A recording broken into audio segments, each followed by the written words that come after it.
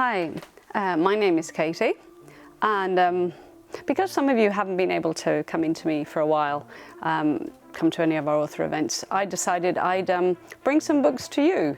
So we're going to talk about a couple of books today that I really like. They're new releases, and yeah, without any further ado, let's talk books. So the first one for today is it's Hamlet, written by Maggie O'Farrell, and this is published by Tinder Press, so it comes to us from Hachette, Australia. Now, if you have never read Maggie O'Farrell, well, particularly if you have read Maggie O'Farrell before, you'll know that she usually writes contemporary human drama. This one is very different. She's whooshed us straight back to, I have to look at my dates because I haven't got them all memorised, 1596, so Stratford-upon-Avon, and yes, the home of Shakespeare. O'Farrell's book is inspired by Shakespeare's real children and the death of one of the twins, Hamlet, who was 11 at the time, and that's based on historical fact, though O'Farrell then goes into what she imagines might have happened. Look, it's a luminous piece of writing. I think that O'Farrell succeeds in exploring the really terrible emotional wreckage that follows losing a child, but without ever descending into depression. I think we're just so captivated by her characters, so entranced by Agnes, that's Shakespeare's wife, in all her wisdom and her wildness, and so protective of these remaining children, and still always holding out hope that William Shakespeare himself will deliver something redemptive through his own playwriting. So there's a curious doubling going on there. Yeah, look, I had the weepies, but let's say not the blues about this book. It's really stayed with me. It's utterly otherworldly, and if I may say it, it's just divine.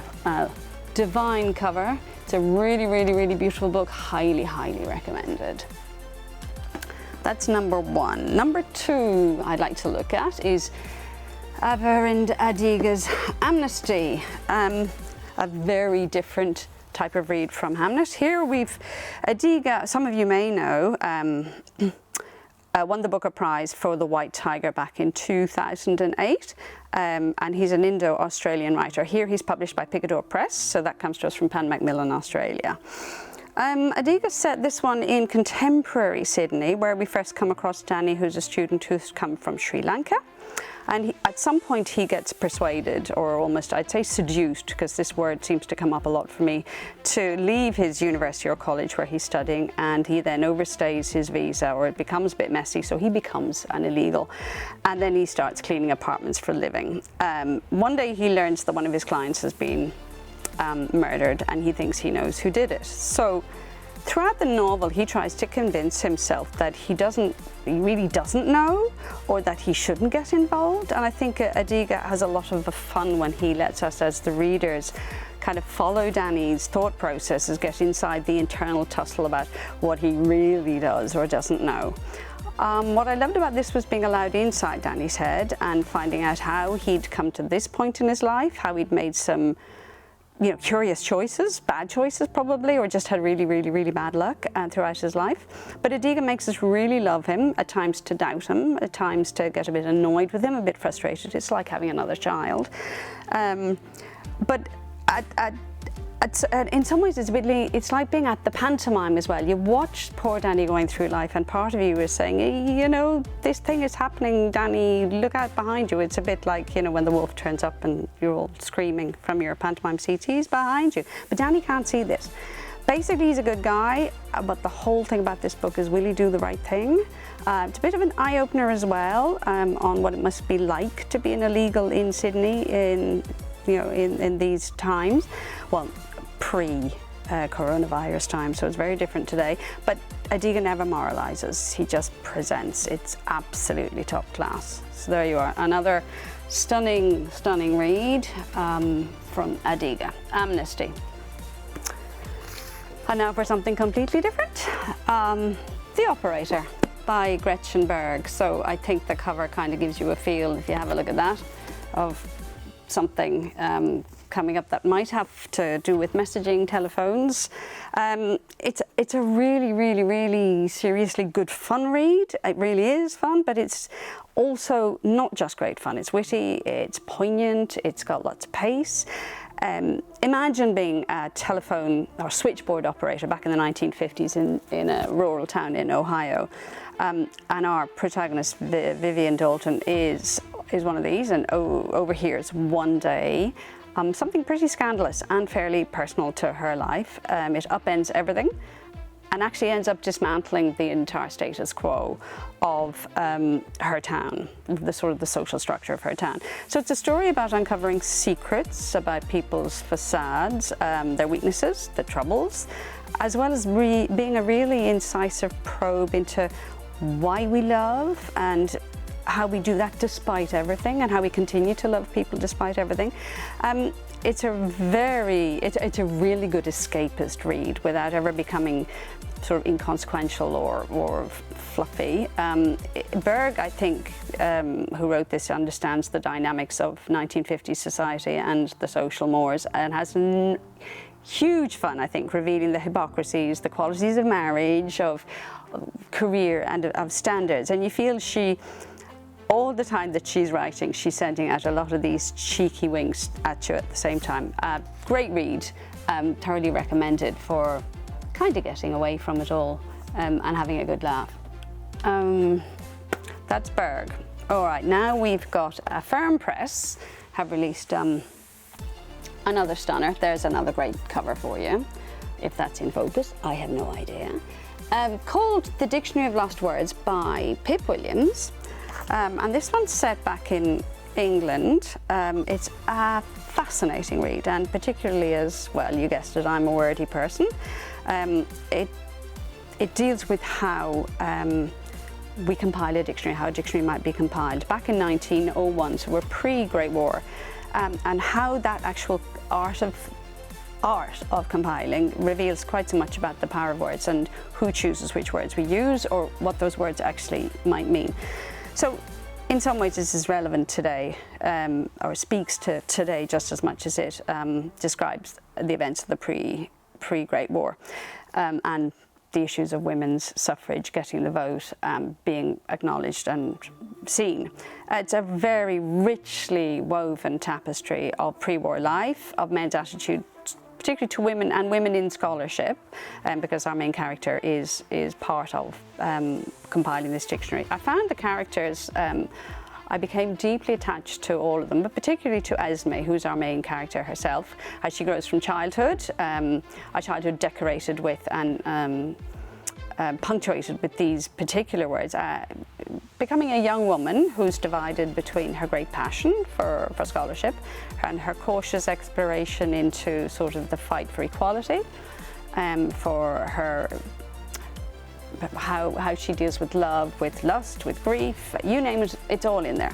And Williams has done a really superb amount of research into how the compilation of the Oxford English Dictionary, which back in those was John Murray, who is her main character, how he compiled that dictionary, and you can feel the research absolutely holding this text up on every page. There were words that weren't included in that dictionary. Williams uses these as our signposts, particularly as women readers, but I think as all readers. Her character Esme, she lets her character find the definitions of some of these words from women of all ranks. So you've got the flower sellers and the prostitutes. It's highly, highly recommended. It's an absolutely sumptuous read. If you're a historical fiction reader particularly, this will really grab you. Highly, highly recommend it. Loved it myself. There we go.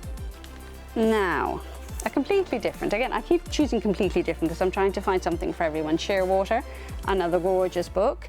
Lovely cover, that one, by Leah Swan, Australian, brought to us from HarperCollins. It's a fourth estate publication, so that's HarperCollins Australia. Electrifying, absolutely electrifying, this read. It's a very fast-paced read, and it's a book that I kind of gobbled up all in one sitting, couldn't put it down. It's set on the Great Ocean Road, so we have a young mum, Ava, and two sons, Max and Teddy, who are driving down to a rental when Ava stops the car to assist at an accident, and she leaves the boys in the car, but when she comes back, they're not there. So we're on a cliff edge right from the start, and believe me, we hare along that cliff edge right to the end of the book, to its very dramatic conclusion. But within this thrilling, very action-paced story. Swan is also working quite consciously at something else. She's portraying the psychological effect of kind of coercive control in a marriage, and she does an absolutely remarkable job, I think, of allowing us as readers inside the heads of two very young boys who love both their parents and have to negotiate this very, very rocky terrain of when to trust, who to trust, when to trust, and when in the long run you have to trust your own instincts. Absolutely, absolutely riveting, smashing read. So that's Leah Swan's Shearwater. And the last one for today, I'm doing quite a lot and I've probably bored you to tears already. Evie Wild, that's Space Rock, or Bass Rock, sorry, I think. Now that comes to us from Vintage, which is Penguin Random House. And Evie Wild has already won the Miles Franklin. And believe me, she's absolutely on form here. It's a stunner. Plenty to get your teeth into with their 3 timelines. You've got a very delicious gothic feel to this one and very blurry lines between what's real and what's impossible. So Wilde, I think, writes like an unleashed demon, really, about the effects of male toxic behaviour on women. Now, whether that's sort of physical, sexual abuse or male violence to women, or psychological gameplay, it's all in there. The whole book just seethes with a kind of pent-up anger against the perpetrators, who might be plain and simply sadistic, or might be just doing what the social norms dictate, or they might really just not have a clue what they're doing, or chancing their arm, or denying that they're doing this at all. And these she calls wolfmen, no matter which of those categories they fall into. It's a very nicely gothic symbol, that wolfman. Across the 3 timelines, the connection is actually placed. So you've got this Bass Rock, which is squatting on the northern Scottish horizon, and our 3 women in 3 completely separated by a century play out their roles against this backdrop. Very broody. Ghosts hover, revenge is in the air all through it, and there will be a couple of bodies littering the beaches and our minds at the conclusion. But you feel that Wilde has challenged, well, she's challenged us with the book, I must admit, and she's channeled some of that rage, some of that anger into some of the right people, into the right characters here. I couldn't actually put it down. I felt I was extremely enervated, invigorated by this read, but when I did actually put the book down, I think my fingertips were smouldering. It was an absolute sizzler. Another stunner. That's it for today. See you again for some more. Bye.